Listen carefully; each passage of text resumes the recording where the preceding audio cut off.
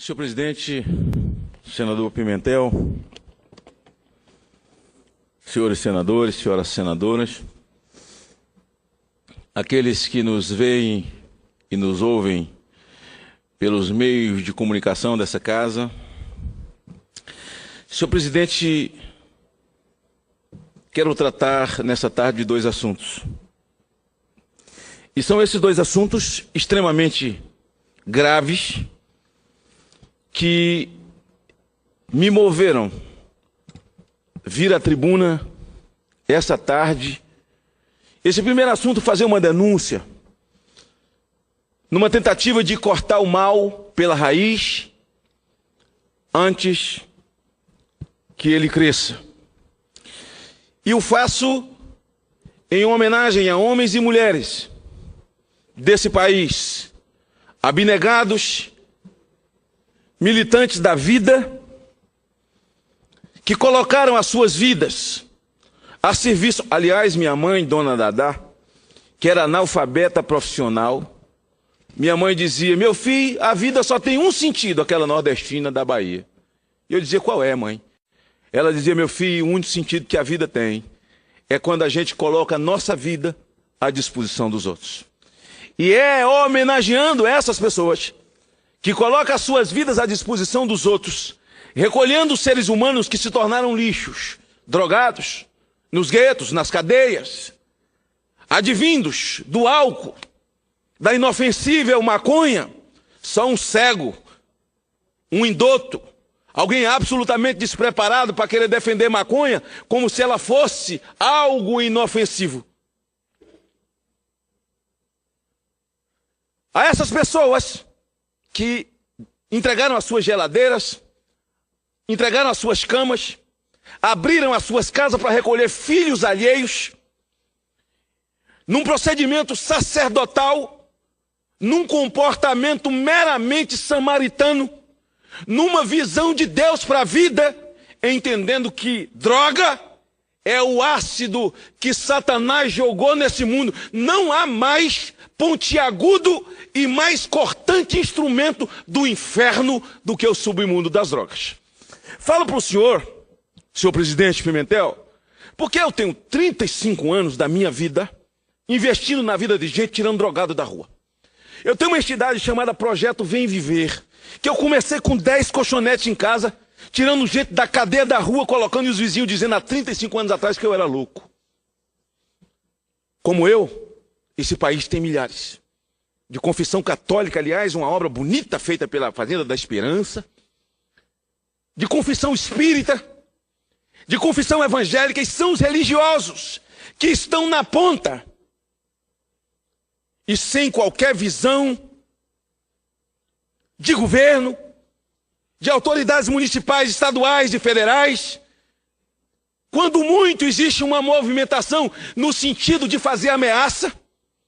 Porque no governo Fernando Henrique Cardoso, baixou-se uma resolução na Anvisa, quando o Serra era ministro da Saúde, criaram uma norma com essa resolução, uma portaria, que uma casa de recuperação de drogado, para tirar um drogado da rua, ela precisava ter pelo menos um espaço de um quarto de 4x4, um banheiro azulejado, fogão industrial. Olha, para você tirar um cara de dentro do esgoto, de debaixo da ponte, fumando crack, cheirando cocaína, você precisa... Esse cara precisa de amor, de afeto e alguém que queira colocar a vida a serviço dele. Que conversa fiada de história de azulejo.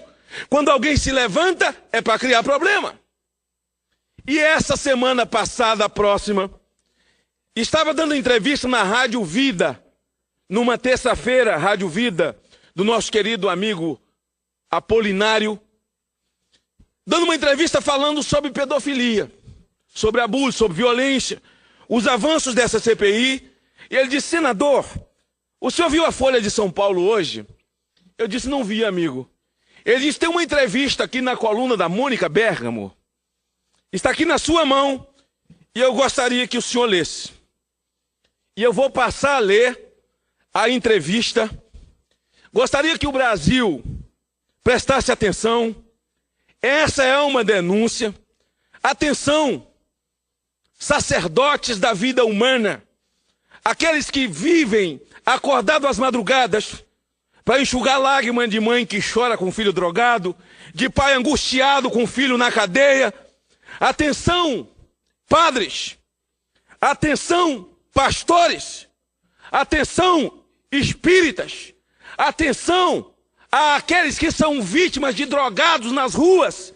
Atenção, mães e pais que dormem há 30 dias, há 60 dias, há 90, porque o seu filho está numa casa de recuperação de drogados que não recebe um centavo seu para tal. A entrevista do diretor Vittori, acho que é até italiano, né? Sei lá. Maximiliano, secretário nacional de política sobre droga e um dos autores, senador Pimentel, da resolução. Segundo ele, que está pronta e que será editada agora no mês de setembro pela presidente Dilma. Olha a barbaridade.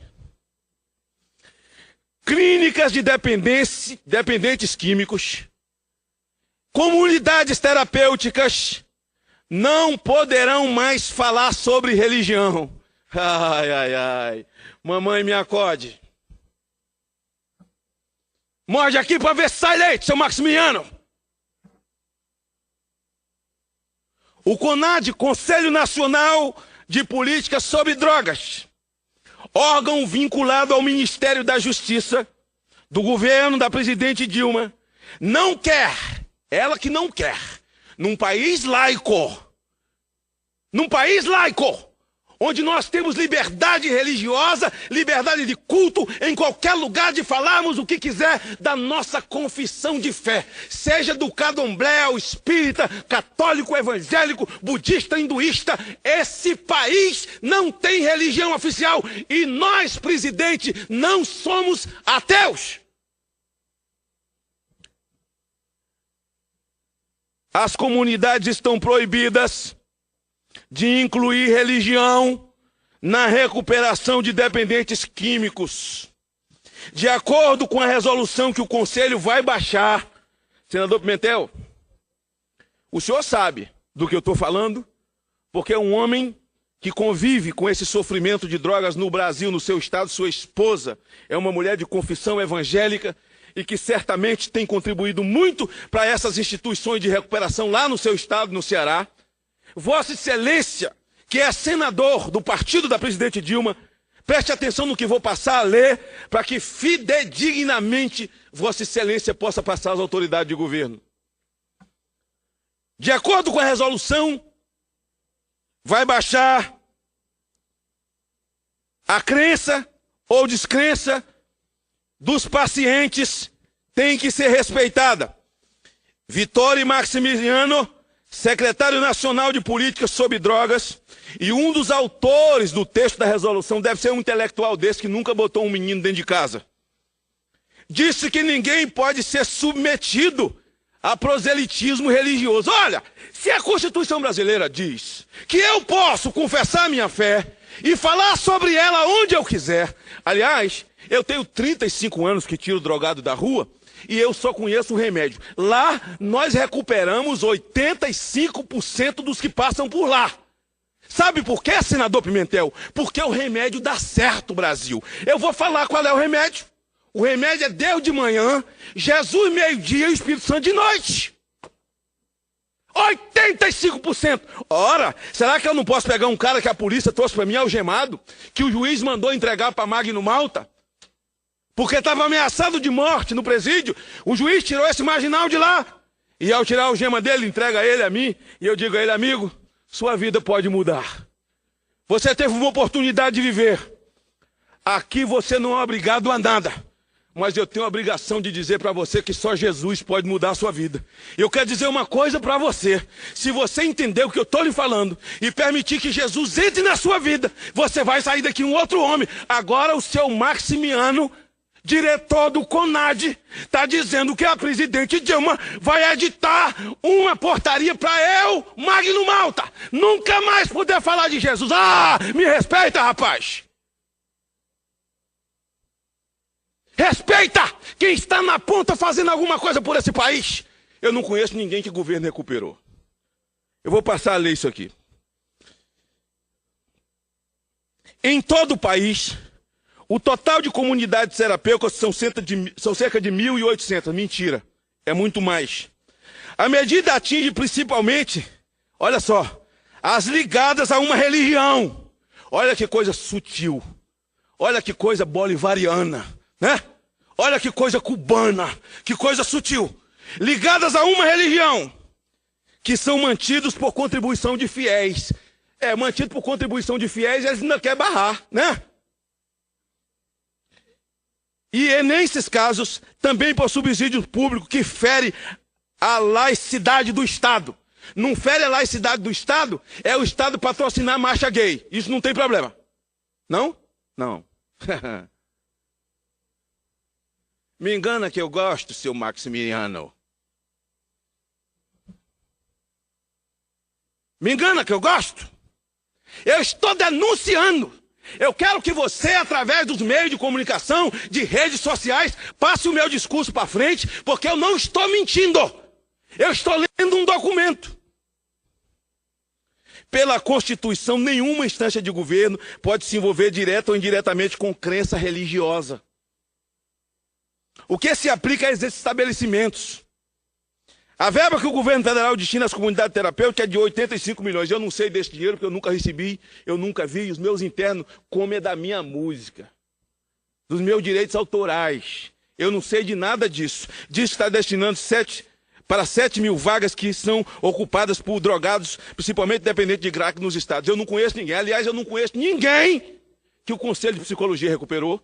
Eu não conheço ninguém que o Conselho de Medicina recuperou. Eu não conheço ninguém que foi recuperado pelo Ministério Público. Eu não conheço ninguém que o governo Dilma recuperou. Eu não conheço ninguém que o SUS recuperou. Eu conheço milhões, milhares nesse país que foram recuperados pela fé, pela pregação do Evangelho, que chegaram lixo, chegaram destruídos, acabados, desdentados, doentes, desmoralizados, desacreditados. E mais do que liberto das drogas, eu vou tomar a liberdade de dizer uma coisa que essa gente se ofende, mas que nós gostamos. Saíram de lá, lavados no sangue de Jesus.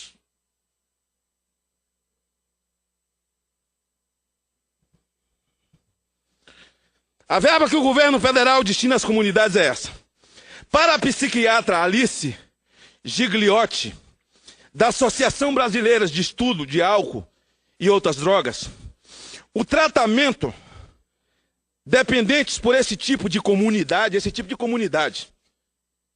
de gente irresponsável, é questionável. Ela falou. Porque mistura ciência médica com dogma de religião. O ideal é que o tratamento seja laico. Ei, dona Analice, a senhora precisa vir no Senado e trazer quantos a senhora recuperou com suas teses, porque eu não conheço nenhum. Eu quero saber quantos a senhora já botou dentro de casa. Eu já recuperei muito bêbado.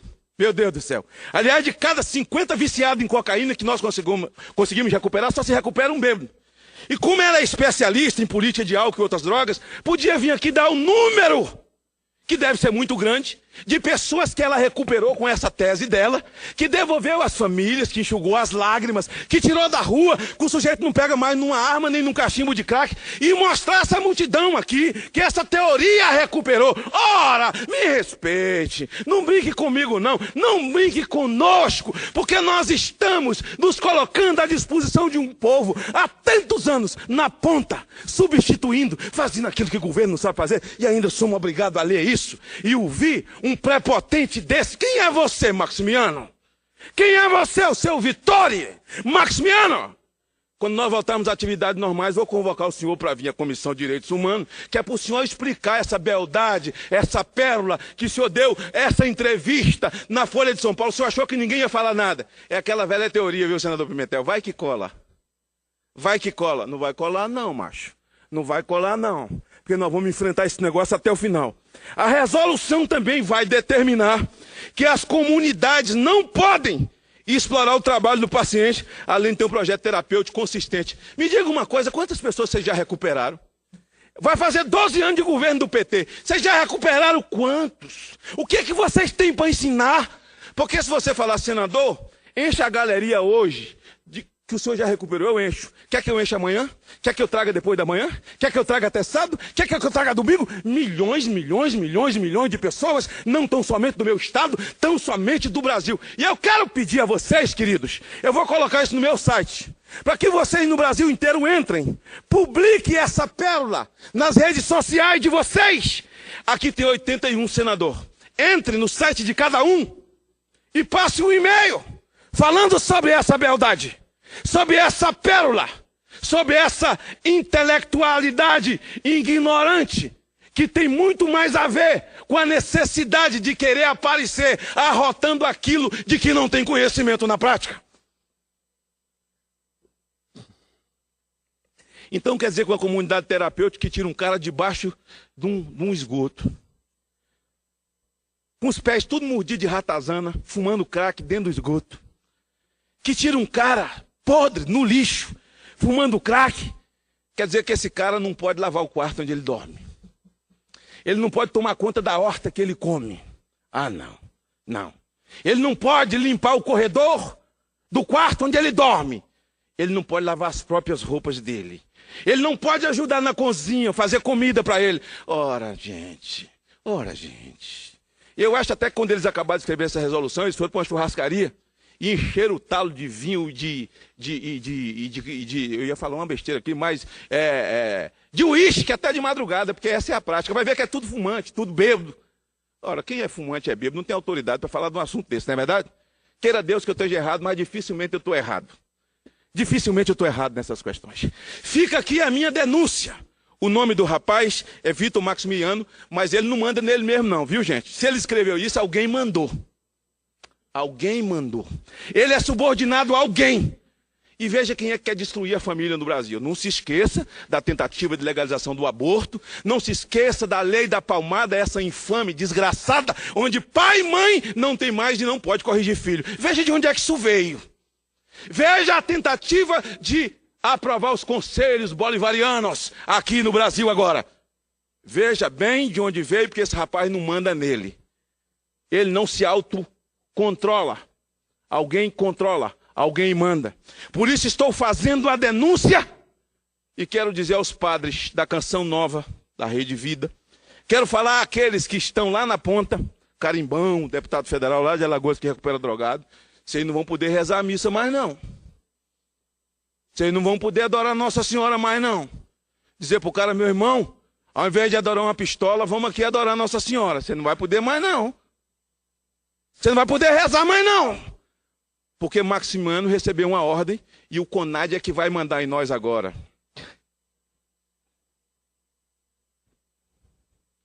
Não tem problema, senador Pimentel. Nesse momento eu tenho mais de 100 lá. Eu vou fechar tudo e mandar aqui para a sala do CONAD que fica dentro do palácio, eu mando tudo para a casa dele.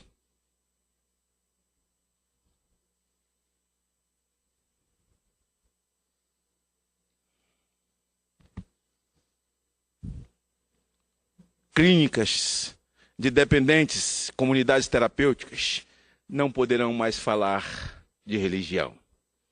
Não poderão mais fazer proselitismo. Proselitismo é pregar, é falar.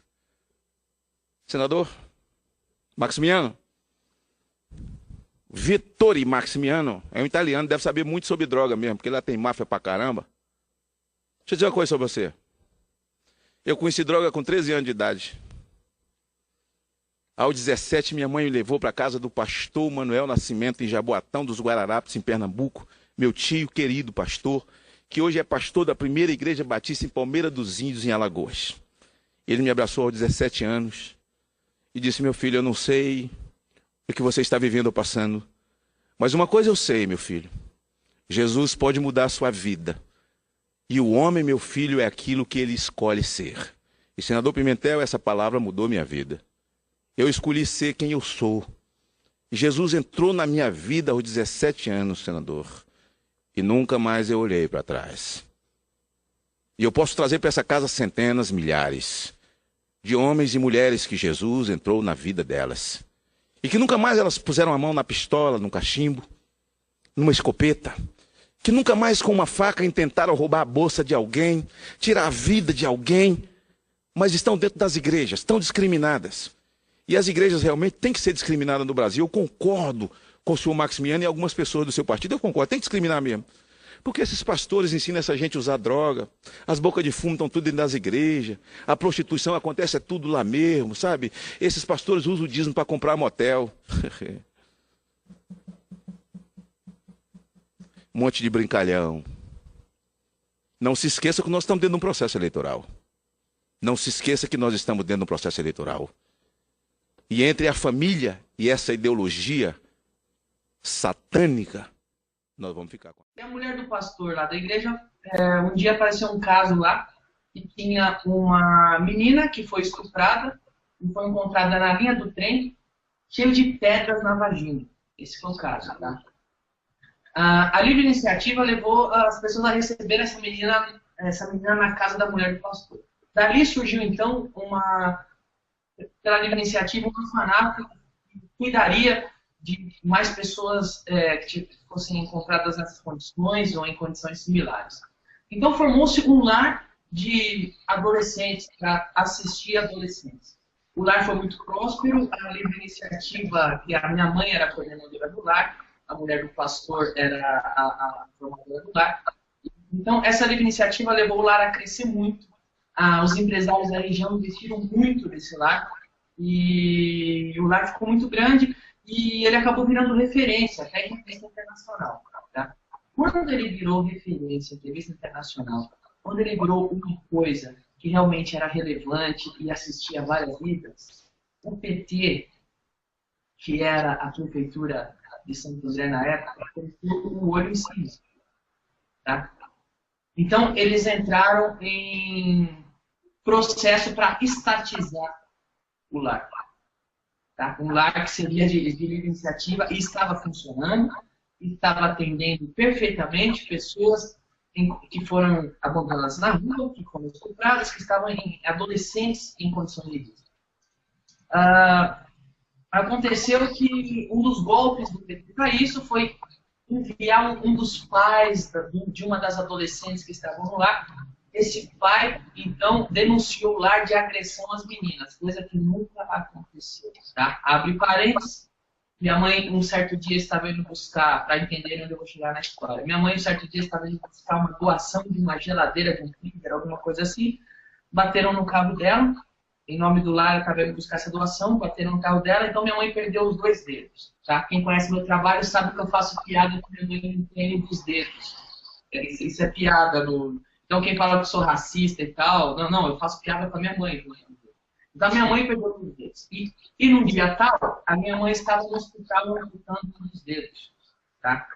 Qual foi uma das coisas que fez o PT estatizar aquele lar? O PT disse que no dia X, do mês X, a minha mãe segurou uma das meninas do orfanato com a mão direita e agrediu ela com a mão esquerda. Só que acontece que no exato dia que a minha mãe estava no hospital amputando os dedos, era aquele exato dia que o pai da menina disse que a minha mãe segurou a menina e agrediu ela, coisa que não aconteceu. A minha mãe levou no julgamento o laudo médico, dizendo que era mentira, que naquele dia ela estava numa mesa de cirurgia amputando os dedos. Não, foda-se. A justiça não considerou aquilo verdadeiro. Final da história, o PT estatizou o lar, que estava funcionando, tomou para eles, e em 6 meses aquele lar não existia mais. Tá? Tudo aquilo que o lar levantou e estava fazendo, o PT em Santo André tomou para eles, tá? E aquele lar não existiu mais. Então começaram a contratar o namorado do secretário de Santo André para dar oficina no lar a 10, 12 mil reais. Em 6 meses faliram o lar. As meninas estavam no lar, voltaram para a rua. E é isso que o Estado faz quando estatiza a iniciativa. Se você quer saber, Danilo, isso aí é regra geral. Isso aconteceu com milhares de instituições neste país. Eu mesmo fui testemunha de pelo menos uma delas. Isso é regra geral. Tomar as instituições de caridade e transformá-las em instrumentos de poder do PT. É isso que eles fazem. Esse pessoal não quer saber de pobre coisa nenhuma, eles têm desprezo, têm nojo de pobre, tá entendendo? Pobre para eles é só instrumento. Isso eu sei como é. Isso eu ouvi desde pequeno. O que você está falando da iniciativa particular, o meu pai, que morava numa cidade pequena no interior, os pobres da cidade o adoravam. Por quê? Quer dizer, é o único cara que nos trata de igual para igual. E meu pai era o maior reacionário, era eleitor da UDN, tá entendendo? Sempre foi assim. São os reacionários que socorrem os pobres. No mundo inteiro é assim, pô. Exatamente. Então, eu fiz questão de contar isso para que as pessoas saibam que não é bem assim. Nós representamos os pobres. Eu vivi isso na pele. Eu vivi um cortiço em Santander. E eu sei que as pessoas lá não querem isso. As pessoas lá não querem o Estado interferindo na vida delas. Tá? Embora uma minoria dona do establishment, do status quo, queira fazer parecer o contrário. Tá? E geralmente, quando aparece coisa na internet me chamando que eu odeio o nordestino, que é o primeiro, é o golpe mais baixo dessa raça, é fazer isso, geralmente é porque vocês podem pesquisar quem está fazendo isso, estudantes de ciências sociais da universidade. Por que fizeram isso? Porque um dia antes, na televisão, eu fiz piada anticomunista. Então, é uma coisa que eu tenho vivido, que eu vivi, e que eu deixo aqui para quem está assistindo pensar nesse respeito. Se uma pessoa escreve que quer acabar com o Estado de Israel, como o Hamas escreve, basicamente eu acredito que o Hamas quer isso. É por isso que eu acho que o Hamas, é um grupo terrorista. Então acho que está no momento de nós acreditarmos no que as pessoas escrevem. Ainda mais quando quem está escrevendo não é uma pessoa, mas uma instituição. Um partido político, por exemplo. Quando o PSB, no seu programa de governo, escreve que quer socializar os meios de produção, eu acho isso um absurdo. Socializar os meios de produção quer dizer o seguinte: você vai pegar o que o pedreiro usa para trabalhar e transformar em propriedade do Estado, vai pegar o que as pessoas têm de capital e transformar em coisa estatal. Isso é um absurdo. Agora, quem diz isso é o PSB, o partido do Eduardo Campos. Então, se você vai votar no Eduardo Campos, eu acho importante você acreditar no que o próprio partido do Eduardo Campos diz que vai fazer. O partido do Eduardo Campos diz que vai socializar os meios de produção. Ou seja, ele vai pegar o capital que é seu e transformar em algo que é de todo mundo. Se você concorda com isso, vote nele. Agora, se você acha isso absurdo, não entendo por que você quer votar no cara.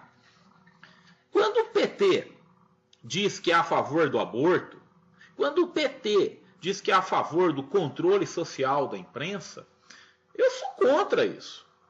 Agora, se você vota no PT, eu acho que você deveria acreditar no que o PT diz que vai fazer se ganhar.